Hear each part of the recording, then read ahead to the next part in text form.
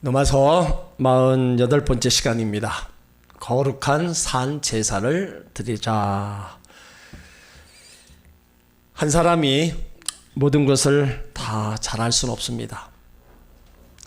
한 가지만 잘하면 축복된 생애를 살아가는 것을 볼 수 있어요. 전 세계적으로 직업이 한 40만 가지라고 합니다. 근데 그 40만 가지 직업 중에서 내가 할 수 있는 일이 몇 가지나 있을까? 우린 그 중에서도 한 가지만 잘하면 바로 복이 되는 거예요. 주먹 하나만 잘 돌려도 엄청난 돈을 벌 수 있어요.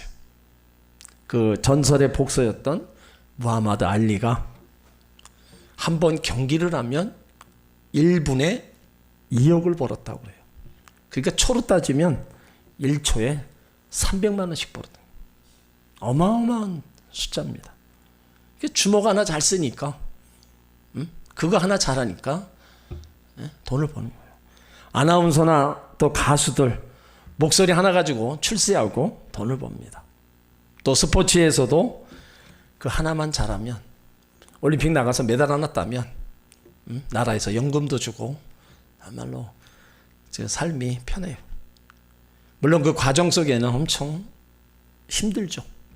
그 과정을 잘 인내하고 힘쓰고 애써서 그 한 분야를 잘해서 금메달을 딴다면 그의 삶은 아마 죽을 때까지 그렇게 나라에서 주는 연금을 받고 아마 살 수 있어요. 프랑스에 그 꼬냑 지방이 있다고 합니다. 그 포도주 하나 잘 만들어 가지고 세계적인 지방이 되었다는 거예요. 할아버지가 만든 것을 아버지가 팔고 아버지는 자녀를 위하여 만들어 또 땅에 묻는다고 합니다. 그래서 그 술이 세계 시장에서 가장 인기리에 팔리고 있다는 거예요. 여러분 한 가지만 잘하면 축복을 받습니다. 여러분 한 가지 잘하는 거 있으세요? 없으세요? 없어요? 다 있으신데 내 거는 지금 못 보고 있는 거예요. 남의 것만 보고 내가 지금 할 수 있는 거를 이게 무슨 뭐 돈이 되고 뭐가 되냐 뭐 그렇게 생각할 수 있는데 절대 그게 아닙니다. 하나님은요 사람을 축복하실 때 한 가지만이라도 잘하면 축복하십니다. 모든 것 잘하면 두말할 것 없이 복을 받게 되죠. 근데 인간은 연약해서 모든 것 잘할 수 없습니다. 결단 하나만 잘해도요 하나님의 복을 받습니다. 누가복음 15장에 보면 둘째 그 탕자 이야기가 나와요. 그는 성질이 급했습니다. 아버지가 돌아가시면 재산이 자기한테로 다 돌아올 텐데 미리 그 재산을 달라고 그래서 그 유산을 가지고 이제 먼 나라로 갑니다. 창기들과 함께 호랑방탕한 생활을 하면서 다 허비해요. 그러니까 무절제한 인생으로 살아갑니다. 한 푼도 남김없이 다 써버려요. 그래서 그의 마지막은 돼지가 먹는 주연 열매를 먹고 처량한 신세가 됩니다. 그런데 그런 상황에서 거룩한 결단을 합니다.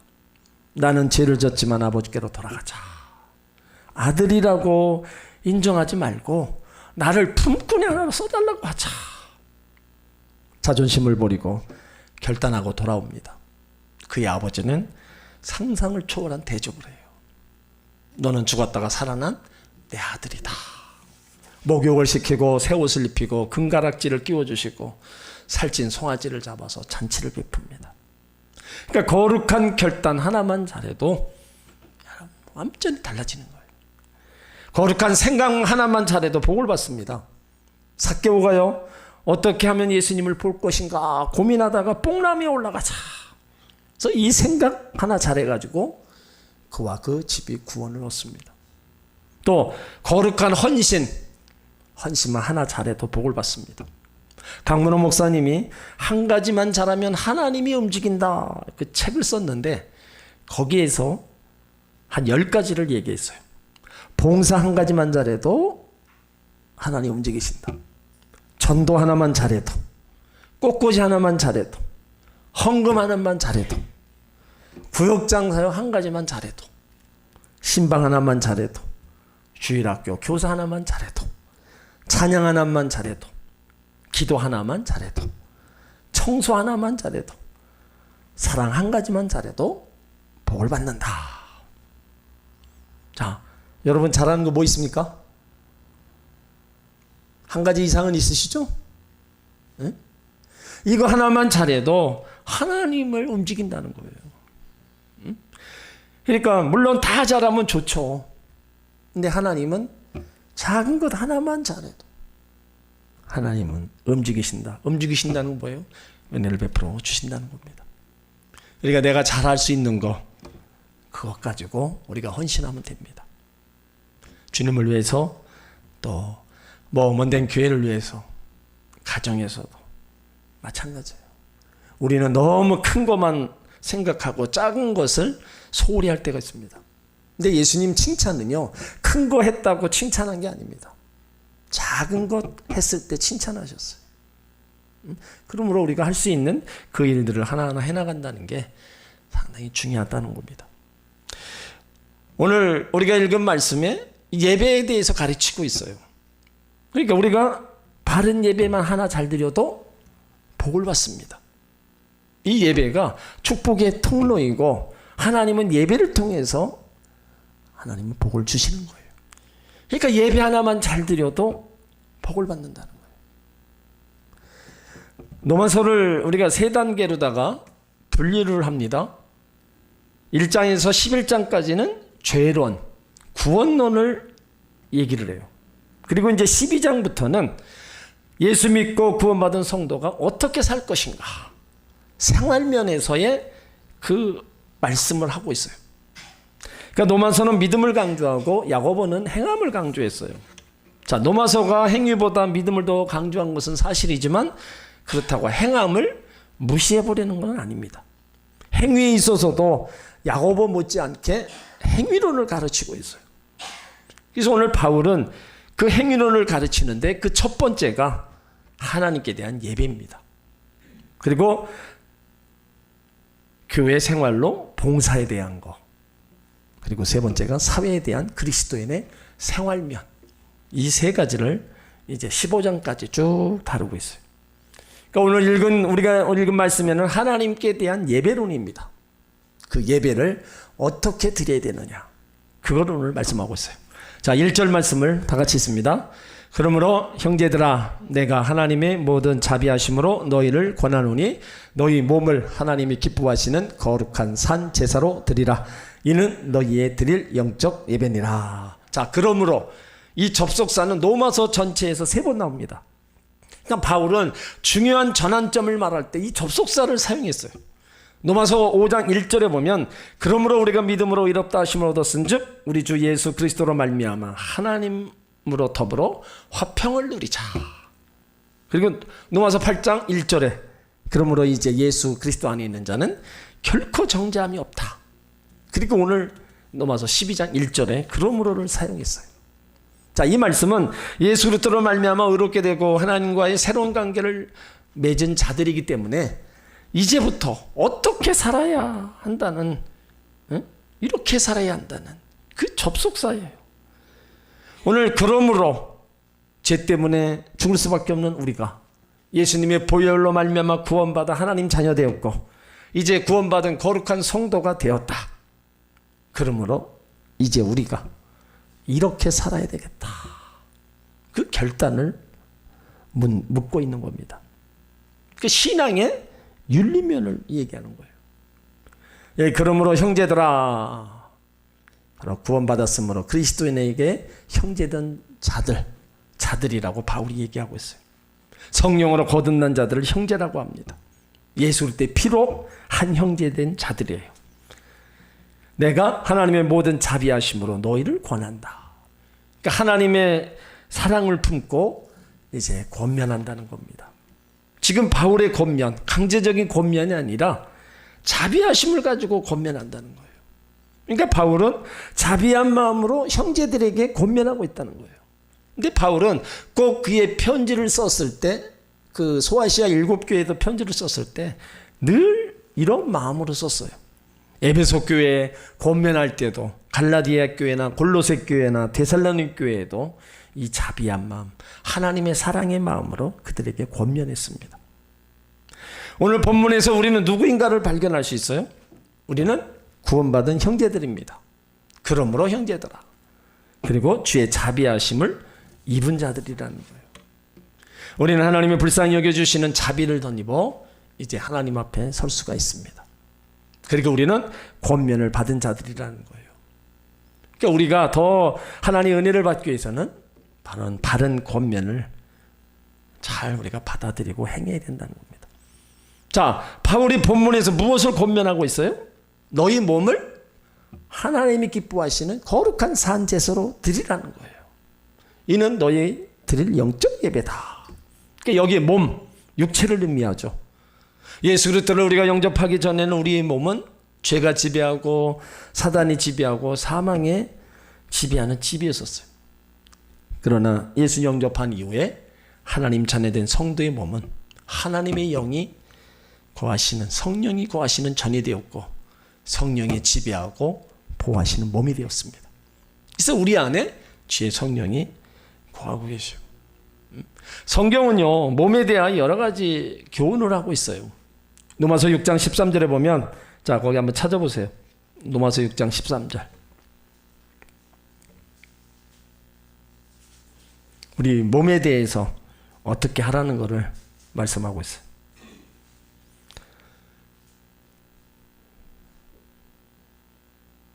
로마서 6장 13절 함께 있습니다.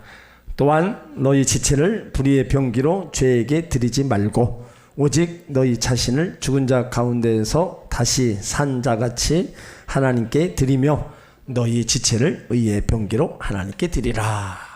그러니까 너희 지체, 몸을 불의의 병기로 죄에게 드리지 말라는 거예요. 응? 너희 지체를 의의 병기로 하나님께 드려라. 응? 그러니까 우리 몸이 얼마나 중요한가를 우리가 볼 수 있어요. 또 고린도 전서 6장 20절을 찾아보세요. 고린도 전서 6장 20절.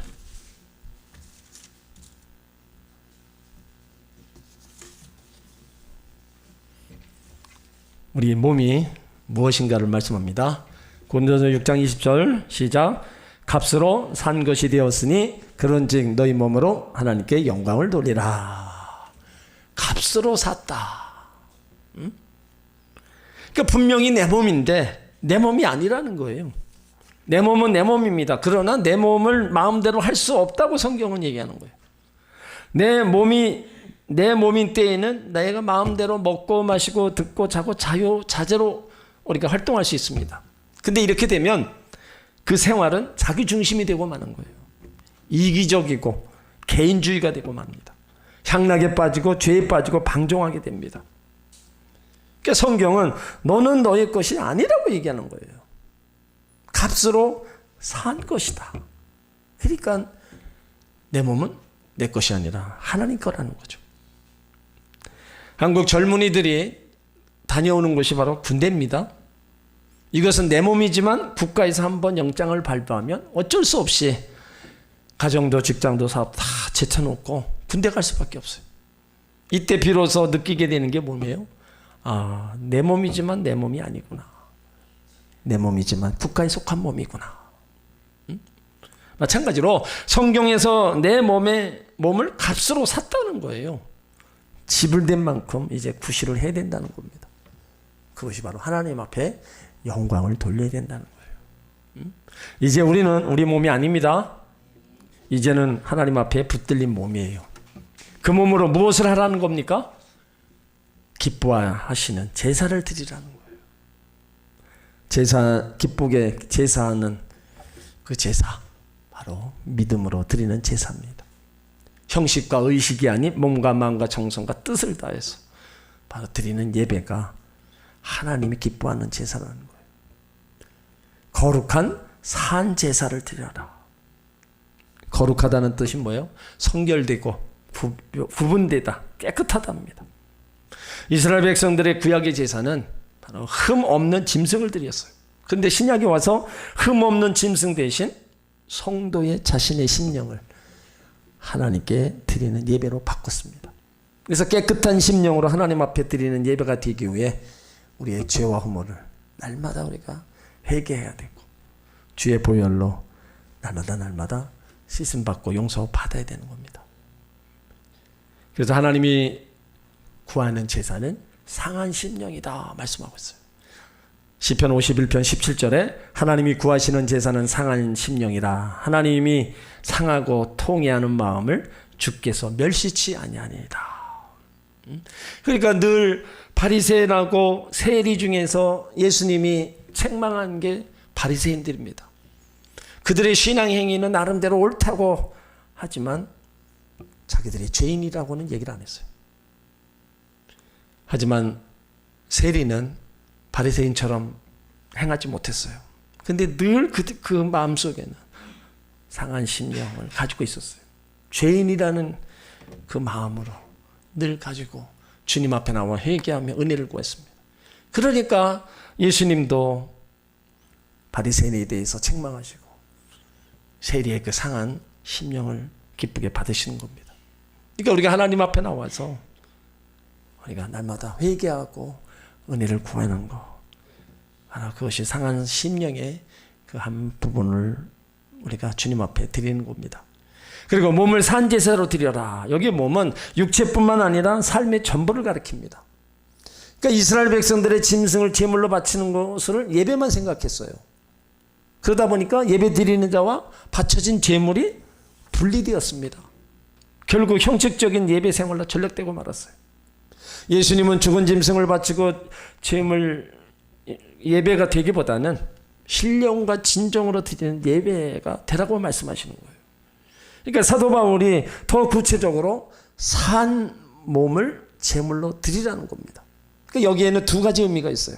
하나님 전에 나와서 자신을 드리는 예배, 그리고 살아 움직이는 내 삶을 그 자체 하나님께 바쳐지는 예배라는 겁니다. 그러니까 예배 시간에 하나님께 나와서 바쳐지는 거룩한 시간만 생각할 게 아니라 생활 전부를 하나님이 것이 함을 말씀하는 거예요. 예배 시간만 예배가 아니라 예배를 마치고 성전문을 나가는 순간부터 또 하나의 예배가 시작된다는 겁니다. 그래서 그 자체가, 삶 자체가 예배가 돼야 된다.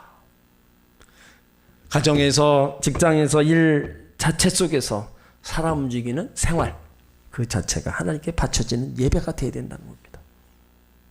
우리는 보통 성전에 나와서 예배하는 것만 우리는 때로는 생각할 수 있어요. 물론 이것도 예배입니다. 그래서 오늘 바울은 여기에서 그치지 말고 이제 사회에 나가서도 예배자의 삶을 계속 살아가라고 지금 권면하고 있는 겁니다. 그러니까 산 제사란 무엇을 의미하냐? 구약의 성도들은 짐승을 잡아서 죽은 제사를 하나님 앞에 드렸습니다. 그러나 우리는 우리 몸을 산 제사로 하나님 앞에 드리며 살아가야 되는 겁니다. 그러니까 산 제사는 우리의 삶을 통해서, 생활을 통해서 드리는 제사를 얘기하는 거예요. 우리의 생활로서 하나님께 드리는 그 제사. 우리는 우리 몸을 산 제사로 하나님께 드리되 하나님이 기뻐하시는 거룩한 산 제사로 드리라는 거예요. 교회 안에서 밖에 나가서 다 똑같은 예배자의 삶을 살아가라 말씀하고 있어요. 하나님께 드려지는 제물은 또 흠이 없어야 되기 때문에 그렇습니다. 살아있는 영이 드리는 제사, 중생한 사람이 드리는 제사, 그리스도 안에 있는 영혼이 드리는 제사. 여러분, 이 세상 사람들은 산자 같으나 죽은 자들입니다. 육은 살았으나 영혼은 죽은 거예요. 그러니까 우리의 몸을 드린다는 것은 우리의 있는 그대로의 전 인격적인 자신을 하나님 앞에 드린다는 걸 의미해요. 그러니까 하는 영적인 부분, 또 우리의 삶, 인격적인 자신, 모든 것들이 다 하나님 앞에 드리는 그런 삶을 살아가라 말씀하고 있어요. 자, 갈라디아서 2장 20절을 한번 찾으세요. 바울이 예수님 만나고 나서 고백한 이 말씀이 바로 우리도 이렇게 살아가기를 우리가 힘쓰고 애써야 됩니다. 갈라디아서 2장 20절 같이 있습니다. 내가 그리스도와 함께 십자가에 못 박혔나니 그런즉 이제는 내가 산 것이 아니요 오직 내 안에 그리스도께서 사신 것이라. 이제 내가 육체 가운데 사는 것은 나를 사랑하사 나를 위하여 자기 몸을 버리신 하나님의 아들을 믿는 믿음 안에서 사는 것이라. 여러분 얼마나 위대한 고백이에요. 내가 그리스도와 함께 십자가에 못 박혔나니 이제는 내가 산 것이 아니요 오직 내 안에 그리스도께서 사신 것이라. 이제 내가 육체 가운데 사는 것은 나를 사랑하사 나를 위하여 자기 몸을 버리신 하나님의 아들을 믿는 믿음 안에서 사는 것이다. 여러분 이런 신앙만 확실하게 고백하고 있어도 우리가 절대로 주님 멀리하지 않습니다. 이런 신앙의 고백만 확실히 있어도 어느 때나 믿음 안에 달려가기를 힘쓰고 애쓴다는 거예요. 최고의 것을 드리는 바로 제사가 산제사예요. 아브라함은요 최고의 것을 드렸어요. 100세에 얻은 자식까지도 다 드렸습니다. 마리아는 옥합을 깨뜨렸어요. 그러니까 자신이 가지고 있는 최고의 재능, 시간, 물질을 아낌없이 드리는 제사를 얘기하는 거예요. 산제사, 산제물. 하나님 나라의 법칙은요 30배, 60배, 100배입니다. 그래서 존 버년 그 목사님은 이런 말을 했어요. 우리가 덧셈을 하면 하나님은 뺄셈을 하시고 우리가 뺄셈을 하면 하나님은 덧셈으로 채워주신다. 응? 그러니까 우리 생각하고 하나님 생각하고 다른 거예요. 그러니까 산제사는 온전히 주님께 헌신하는 제사입니다. 예수님께서 우리를 위하여 십자가 희생제물이 되는 것처럼 이제 우리도 주를 위하여 헌신해야 되는 거예요. 사람이 날 때부터 헌신의 요소를 가지고 나왔습니다. 그런데 그 대상에 따라 엄청난 차이가 나는 거예요. 물질 앞에 자신의 전체를 드리면 그 사람은 물질의 노예가 되는 겁니다. 명예 앞에, 권력 앞에 또 노예가 되는 거예요. 부모가 자식을 사랑하는 것은 당연합니다. 그런데 그 당연히 지나칠 경우가 있어요.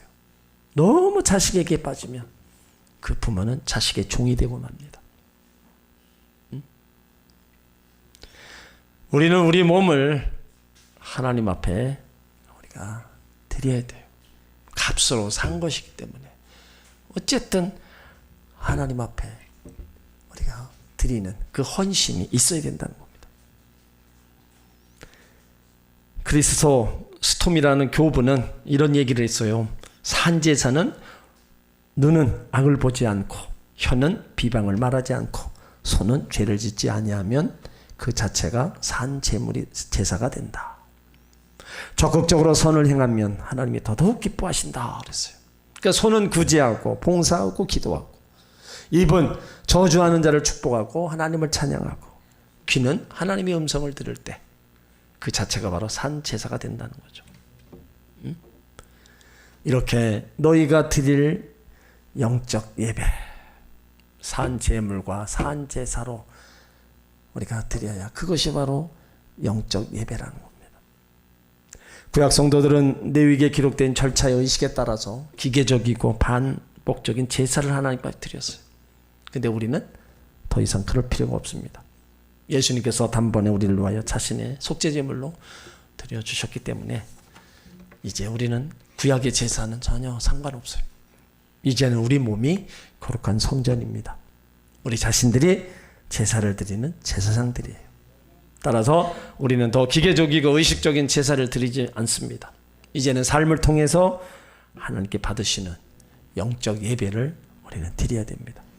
우리의 삶 자체가 예배의 연속이라는 사실을 여러분 잊지 마시기 바랍니다.